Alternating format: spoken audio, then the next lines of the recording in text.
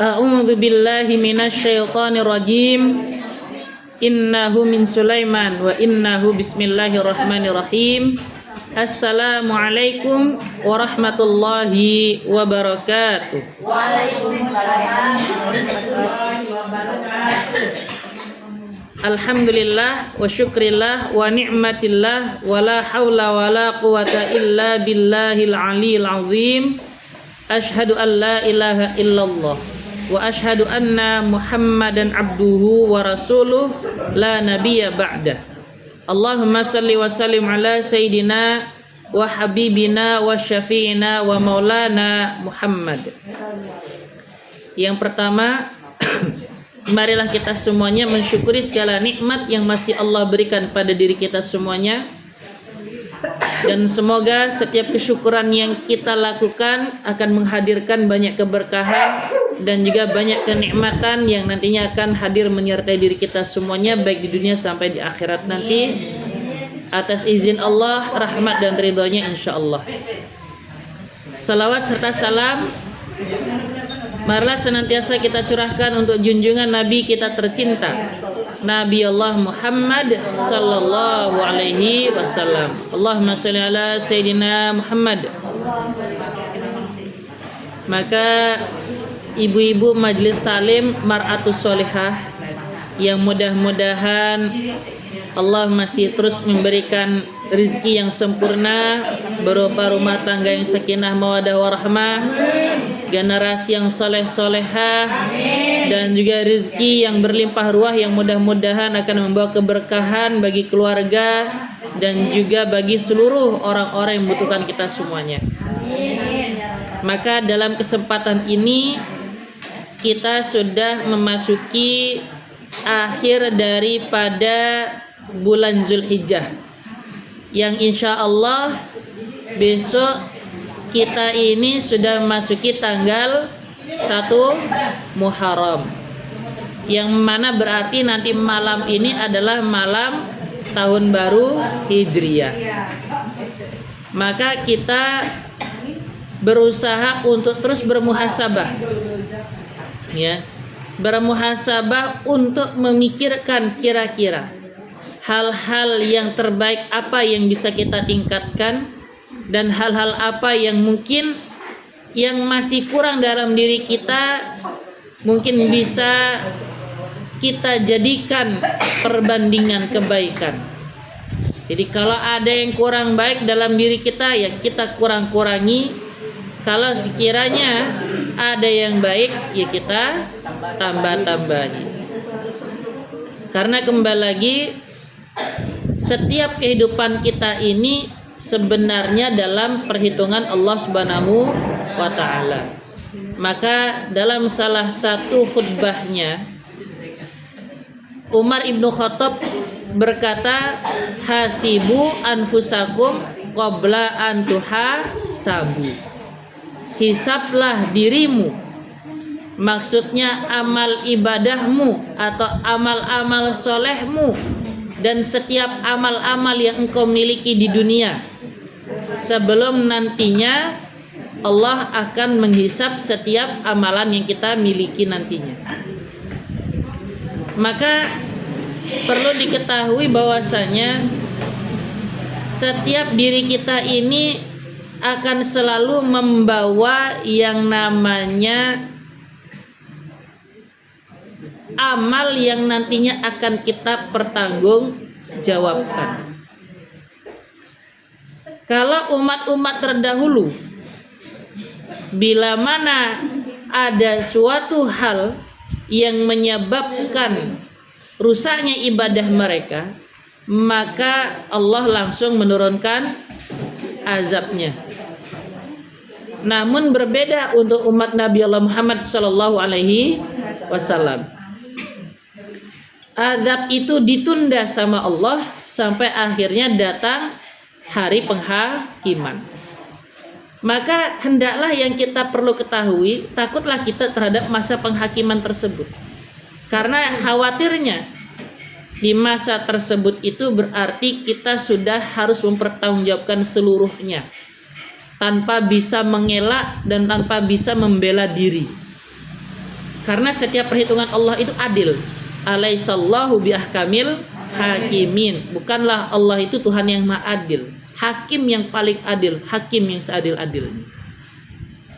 Maka sebelum adanya penghakiman tersebut, kita hakimi diri sendiri dulu dan kita hukumi diri kita agar bagaimana? Agar terjadi perubahan pada diri kita. Maka hendaknya kita ini sebagai pribadi harus setidaknya memiliki hal-hal yang berkaitan terhadap baper. Nah, baper itu biasanya kita bilang apa? Bawa perasaan, kan gitu ya. Tapi yang perlu kita lakukan apa? Bukan bawa perasaan yang biasa saja, yang tiba-tiba emosi, yang tiba-tiba tantrum, bukan. Melainkan apa? Yang pertama, bawa perubahan. Setelah bawa perubahan, bawa perbaikan. Ini bapernya kita ini hendaknya dimulai dari bawa perubahan dulu. Rubah cara berpikir kita terhadap segala apapun yang hadir pada diri kita, kemudian perbaiki setiap kehidupan yang kita miliki. Ya. Contoh, kita selalu berprasangka kepada Allah. Entah apakah itu dalam bentuk dzon yang sifatnya husnudzon atau bahkan bisa jadi suudzon. Karena kenapa ya? Karena kita tidak akan pernah lepas dari itu. Tiba-tiba saja ketika kita punya rezeki yang lebih, ya kita banyak bersyukur pada Allah, kan gitu ya. Tapi begitu ada kenikmatan yang sedikit saja diambil oleh Allah, apa yang terjadi? Tiba-tiba kita langsung mulai nih, ya kan ya, mengeluh kan? Di awal dari mengeluh, ya Allah, kok ngini to uripku, kan gitu ya. Padahal berapa lama dia bisa tersenyum? Selama berapa hidup ini dia sudah banyak bahagia. Tapi begitu satu kenikmatan diambil oleh Allah, tiba-tiba mengatakan, ya Allah kok ngini uripku. Kan gitu ya. Maka ketahuilah, manusia yang hidup itu tidak Allah kasih ujian. Allah tidak pernah kasih masalah. Pasti semuanya dikasih ujian, dikasih masalah. Permasalahannya adalah kita ini tahan uji cobanya Allah enggak? Tahan ujiannya Allah enggak? Tahan cobaannya Allah enggak? Kan gitu. Ya. Karena ketika kita ini enggak tahan, berarti ya kita ini sedang mengalami penurunan dalam keimanan dan ketakwaan. Maka setidaknya yang perlu kita ketahui adalah ujian itu minimal ada 3 di dunia. Ya. Yang pertama disebut sebagai ujian hidup. Yang kedua disebut sebagai ujian kenikmatan. Yang ketiga disebut sebagai ujian dunia. Nah, hidup, nikmat dan dunia. Contoh ujian hidup seperti apa kira-kira? Ujian hidup itu seperti apa kira-kira? Rumah tangga yang bermasalah, anak-anak yang mungkin tidak bisa diatur, kan begitu ya? Pekerjaan yang terkadang kita berusaha untuk cari goalnya, tapi masih belum closingan, kan gitu ya? Kan gitu? Iya. Goalnya kita sudah punya, pinginnya, tapi ternyata nggak closing. Itu kan ujian hidup itu. Yang berarti harus ada ikhtiar nggak? Harus ada ikhtiar nggak? Harus. Dan kira-kira diiringi doa nggak? Iya. Karena ikhtiar saja tanpa doa sombong. Kan gitu. Doa saja tanpa ikhtiar usaha bohong. Kan gitu. Ya. Apalagi enggak berusaha ikhtiar dan enggak berdoa kosong. Kan begitu toh? Enggak ada apa-apanya. Ya. Tapi begitu kita punya ikhtiar usaha, ada doa pula, hal-hal yang mustahil itu ternyata bisa terjadi. Karena Allah menyelesaikan kemustahilan itu dengan sesuatu hal yang mustahil. Ya. Kenapa demikian? Ya karena Allah memberikan kepada kita ini segala sesuatu yang sesuai dengan kadar kehidupan kita. Kan begitu. Setiap diri kita ini sudah ada ukuran hidupnya. Ya. Makanya ketika kita menghadapi ujian hidup, yang perlu kita lewati itu adalah masa-masa krisisnya dengan kesabaran kita. Karena kenapa? Karena kalau kita nggak sabar, maka kita pasti ingin mengakhiri hidup. Kan begitu toh? Bawaannya orang kan begitu. Nggak kuat hidup. Akhirnya apa? Pingin segera mati. Padahal dia nggak ngerti. Setelah mati apa yang terjadi? Lebih banyak nggak lagi ujiannya? Lebih banyak lagi. Ya. Makanya selama kita masih hidup, hiduplah yang berarti. Dalam artian, kalau ada ujian apapun, cobaan apapun dari Allah, coba belajar bersabar untuk menghadapinya. Karena pintu sabar itu akan menghasilkan jalan hikmah. Jalan hikmah itu terbuka kalau pintu sabarnya bisa kita kelola dengan baik. Buka tutupnya. Karena kenapa? Karena kita tahu terkadang kita pengen sabar, tapi kok ya gak iso sabar. Kan gitu ya. Ternyata ketika kita sudah ridho, ikhlas, sudah masuk kategori sabar. Ternyata kunci dari sabar itu adalah sudah ridho dan ikhlas. Ya. Maka dalam konteks ini, untuk mencapai hikmah apa yang terjadi, itu kita boleh ibaratkan seperti orang yang naik kendaraan, tiba-tiba di tengah perjalanan ban mobilnya pecah. Ya. Kira-kira bisa lanjut jalan apa enggak? Enggak. Dan ketika dia mulai mengeluh, mulai mengganti bannya dengan ban serepnya, barulah dia sadar ternyata di depan jalan itu longsor. Seandainya saat itu bannya tidak pecah, kira-kira pada saat berjalan terkena longsor enggak? Maka seperti itulah pintu sabar untuk bisa mencapai jalan hikmah. Karena kenapa? Karena kalau kita selalu berusaha untuk terburu-buru, ya, apalagi ngerasa kok aku terlambat jadi orang kaya, kok aku terlambat untuk begini, kok aku terlambat begitu, akhirnya menjadi suatu penyakit hati. Semuanya pingin segera cepat, semuanya pingin segera instan. Yang miskin pingin segera jadi kaya. Kira-kira apa yang terjadi? Mencuri. Yang kaya malah pingin jadi tambah kaya. Akhirnya bagaimana? Korupsi. Kan begitu. Ya. Sehingga akhirnya apa yang terjadi? Ngerasa terlambat. Ya, menjadi ini, menjadi itu, inilah yang menyebabkan kesyukuran kita kepada Allah itu berkurang bahkan hilang. Makanya kenapa ujian hidupnya kita ini malah menjadikan diri kita ini tersiksa. Kapan ujian hidup itu terasa berkah? Ketika kita ini merasa sabar, sambil mengatakan begini, lek wes wayahe, kan begitu. Kalau kata orang dulu kan begitu. Kalau memang sudah waktunya ya waktunya. Kalau memang waktunya dapat ya memang waktunya dapat. Ya. Ada pertanyaan, Ustadz, bukankah itu artinya kita pasrah? Bukan. Ya. Itu bukan pasrah, melainkan apa? Melainkan kita ini berserah diri. Dalam bentuk apa? Rasa tawakal. Ya. Makanya iringi hidup kita ini dengan rasa tawakal.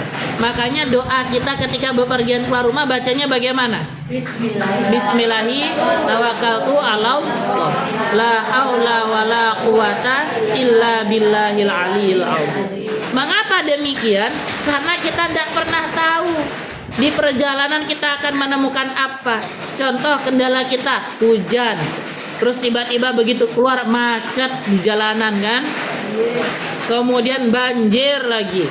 Apalagi kesasar maneh.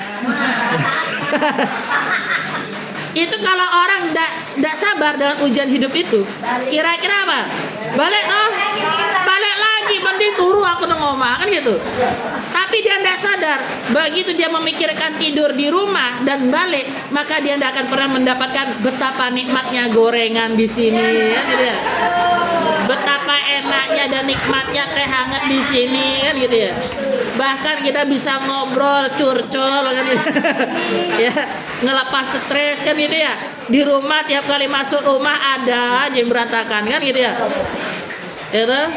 Maka enggak apa-apa kita ini belajar bersabar di perjalanan. Biar kenapa? Biar nyampainya kita tuh, oh ini toh nikmatnya. Oh ini toh senengnya. Oh ini toh rasanya ketika kita sudah melewati ujian yang tadi. Kan begitu. Makanya kenapa? Lewati setiap masalah hidupmu itu dengan sabar. Gimana caranya? Ikhlas, ridho, tawakal. Itu kunci dalam menjalani ujian hidup. Ya. Kemudian ujian yang kedua, yakni apa?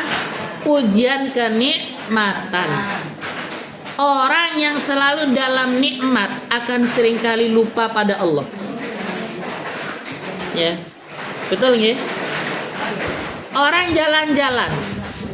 Kira-kira ketika orang jalan-jalan ada nggak yang kepikiran bahwa mau kena sama rukuh? Ada saja bagi yang sudah ngerti. Ya. Kalau sholat itu wajib. Tapi bagi yang nggak ngerti, ya, dia tidak akan kepikiran, dia tidak akan bawa, dia tidak akan punya yang namanya mukena travel, ya toh, sejadah travel yang dalam arti bisa kita buka badan pakai kapan saja. Kendaraan mobil kita isinya cuma pakaian saja, tapi jarang ada yang bawa mukena, jarang ada yang bawa sejadah dan lain sebagainya, kan begitu. Padahal kita bisa sholat di mana saja, enggak? Bisa nggak kita sholat di mana saja? Bisa, ya. Nah, disitulah tingkat iman dan takwa kita teruji. Pada saat kita berada dalam kenikmatan, masihkah bisa kita untuk sholat? Masihkah kita bisa untuk ingat kepada Allah? Masihkah kita ini berupaya untuk mencari ridho dan rahmat Allah? Karena kenapa? Yang paling susah untuk kita lewati adalah ujian kenikmatan. Orang ketika merasa dirinya kaya, punya uang banyak, kira-kira akan merasa pingin sholat enggak? Enggak bisa. Kenapa? Karena time is money. Setiap waktunya berharga. Akhirnya apa yang terjadi? Ya, banyak di luaran sana orang-orang yang ngerasa punya kemampuan akhirnya menyepelekan sholat. Tetapi beruntunglah ketika mereka dititipi amanah kekayaan, kesejahteraan oleh Allah, kemudian dia masih mau melaksanakan ibadah sholat. Kenapa? Karena kekayaannya tidak akan pernah menjadi hisab bagi dirinya di dunia. Sedangkan bagi orang-orang kaya yang tidak sholat bagaimana? Kekayaannya, kenikmatannya itu akan menjadi pemberat bagi dirinya dengan dosa-dosanya. Na'udzubillah summa na'udzubillahi min dzalik. Ya. Makanya kita belajar jadi orang kaya yang punya iman, punya ilmu, punya rasa apa? Takwa. Ya. Karena kenapa? Karena iman tanpa ilmu itu sudah pasti bohong. Ya. Contoh, iman tanpa ilmu contohnya gimana?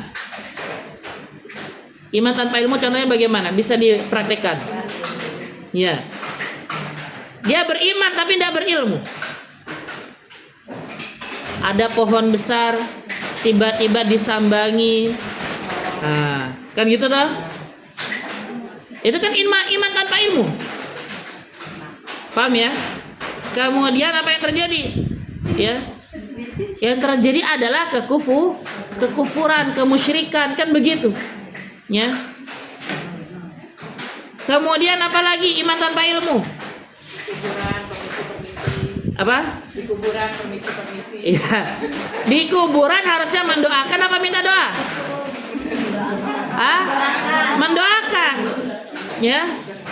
Bukan minta didoakan, moro-moro datang, Mbah. Kula njaluk Mbah berkate sampean, Mbah sudah meninggal. Paham ya? Maka hal itu tidak diperbolehkan. Yang datang yang harus mendoakan.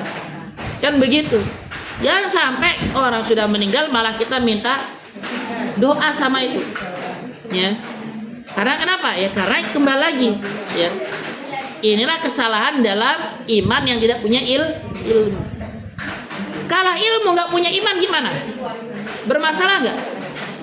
Dia punya ilmu tok tapi tidak punya iman. Bermasalah nggak? Bermasalah. Contoh, seorang profesor mengatakan ada nggak Tuhan? Si mahasiswa mengatakan ada. Profesor minta bukti. Tolong buktikan mana Tuhan. Tidak kelihatan kan? Karena tidak kelihatan maka Tuhan tidak ada. Kata profesor. Ya. Akhirnya mahasiswa nanya sama profesor. Profesor tahu otak? Tahu. Yakin nggak profesor punya otak? Yakin. Coba buktikan. Kan sama seperti itu. Ya. Jadi orang yang berilmu kalau tidak punya iman, dia hanya akan melihat apa? Melihat dunia itu secara nyata saja, yang kelihatan mata. Padahal iman itu adalah mempercayai sesuatu yang di luar dari kemampuan diri kita. Kalau sekarang saya tanya, apakah cinta pada Rasulullah bukti keimanan? Kenapa? Kenapa cinta pada Rasulullah bukti keimanan?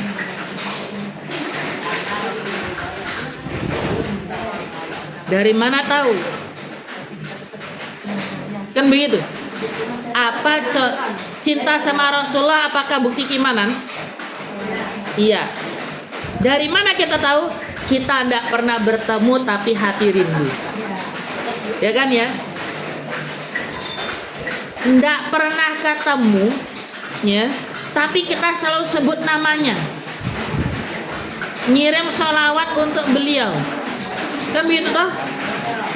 Bahkan kita tidak pernah deket tapi kita minta syafaat. Paham ya? Nah ini kan namanya iman, ya. Jadi cintanya kita pada Rasulullah, rindunya kita pada Rasulullah itu bagian daripada keimanan. Karena kenapa? Tidak pernah ketemu kita tiba-tiba minta syafaat. Coba sekiranya saya tidak pernah ketemu sama Mbah, tiba-tiba saya nyamperi Mbah, terus kemudian saya minta macam-macam, pasti Mbah bilang apa sama saya? Ih, SKSD banget, kan gitu ya? Sok kenal, sok dekat, kan begitu. Tapi sama Rasulullah bagaimana? Enggak kan? Kita tidak pernah ketemu, tidak pernah salaman, tidak pernah berjumpa yang akrab seperti para sahabat. Tapi kita meyakini adanya beliau. Kita mencintai dengan nama beliau. Kita sebutkan namanya, bahkan kita puji dengan sholawat. Ya, kita meyakini ajaran agamanya. Maka pada saatlah dikategorikan iman. Maka iman ilmu bersandingan sebagaimana akidah dan akhlak. Orang yang punya akidah syariat agama yang baik, maka akhlaknya pun pasti akhlak yang baik. Ya. Kemudian apa outputnya dari iman dan ilmu ini? Apa outputnya dari akidah dan akhlak ini? Outputnya adalah rasa takwa. Takwa artinya apa? Takut. Takut kalau sampai apa? Berbuat maksiat kepada Allah. Ya, berbuat maksiat di hadapan Allah, kita takut kalau sampai tidak bisa melaksanakan ibadah sholat 5 waktu, takut kalau sampai kita berpuasa puasanya sia-sia dan batal, takut kalau kita sampai riya dalam zakat infak sedekah kita, takut haji umroh kita ini dalam kondisi mabur bukan mabrur, kan begitu toh? Ya. Karena kenapa? Karena kembali lagi kita banyak nikmat terkadang seringkali lalai. Ibarat orang lagi sedang bepergian lupa bawa peralatan sholat. Kan begitu. Skincare nggak lupa. Ya. Baju-baju semuanya dibawa. Ya. Peralatan anak dibawa. kebutuhan suami dibawa, tetapi ternyata kita lupa sama peralatan ibadah. Nah, inilah yang disebut orang nikmat memiliki kelalaian. Ya. Bahkan orang yang masih ingat sholat saja masih bisa celaka enggak? Masih. Fawailul lil musallin, celakalah orang-orang yang sholat, alladzina hum an sholatihim sahun, yaitu mereka orang-orang yang lalai. Kan begitu tuh. Ya. Makanya kenapa? Ujian kenikmatan berarti kita ini harus memperbanyak dan memperbaiki ibadah. Ya. Kemudian yang terakhir dari 3 macam ujian, yakni ujian dunia. Ya.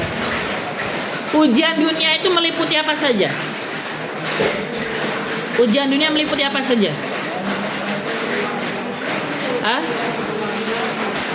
Ya, apa? Keluarga, harta. Jadi dunia itu adalah apa yang kita tempati saat ini. Gitu. Pada saat kita berada dalam dunia, kita ini selalu merasa sibuk. Kan gitu ya? Contoh, mau sholat masih ngerasa mikirnya apa? Sibuk nyapu, sibuk kerja. Kan gitu ya? Masih sibuk menyelesaikan episode drakor ngenteni iklan. Tapi nontonnya di Telegram, di Netflix secara otomatis gak ada iklan. Berarti gak bakal sholat. Karena episodenya terus berlanjut. Ya kan? Ya. Akhirnya apa yang terjadi? Ya itu sudah. Kesibukan di dunia adalah ujian kita yang paling berat. Kita ini merasa sibuk terus, akhirnya lupa mengorbankan sedikit waktu untuk kembali kepada Allah. Inilah yang nanti akan menyebabkan perkara kita. Perkara di mana kehidupan yang kita miliki ini akhirnya nanti akan malah mendapatkan laknat, bahkan masalah, ya, dari Allah Subhanahu wa Ta'ala. Makanya kenapa kita perlu menjaga kehidupan kita, ya, dalam dunia kita. Boleh bersibuk-sibuk dalam mencari rezeki, boleh bersibuk-sibuk dalam menyenangkan keluarga, boleh bersibuk-sibuk dalam membangun relasi. Tapi ingat, ya, orang yang paling dekat di sisi kita ini Allah. Ya. Bahkan sampai ada perkataan innallaha ma'ana, innallaha ma'as-sabirin. Kan gitu. Ya. Yang artinya apa? Allah bersama kita, Allah bersama dengan orang-orang yang bersabar, kan begitu, ya. Maka dalam konteks yang seperti ini, ya, harus kita kenali hidup kita ini sebenarnya untuk apa? Wa ma khalaqul jinna wal insa illa liya'budun. Berarti kehidupan kita ini adalah untuk Allah. Ibadahnya kita ini untuk Allah. Boleh sibuk, tapi sibukkan diri kita untuk selalu dekat sama Allah. Makanya kerja itu usahakan kerja lillahi ta'ala. Mengerjakan pekerjaan rumah juga lillahi ta'ala. Makanya ada istilah jadikan lelahmu lillah.